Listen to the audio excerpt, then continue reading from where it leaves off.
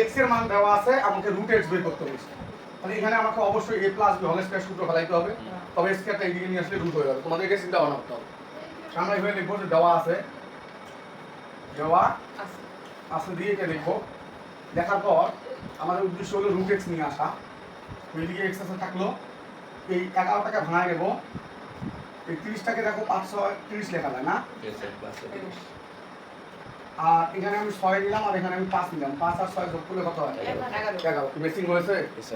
এখন আমরা এই যে √6 তারপর স্কয়ার দিলাম প্লাস 2, এই যে এটার মান a, এটার মান হলো b, প্লাস এই যে b তারপর হোল স্কয়ার। তাহলে a square plus 2ab plus b square হলো না? তো ভাঙায় নিলাম না, রুট স্কয়ার কাটা যায় 6 এর 6 থাকে, রুট স্কয়ার কাটা যায় 5 এর 5 থাকে। তাহলে এখানে x আছে আর এখানে দেখা যায় √6 প্লাস √5 তারপর হোল স্কয়ার। a স্কয়ারটা নিয়ে এসে এদিকে রুট করে দাও, তাহলে आंसर হয়ে যাবে।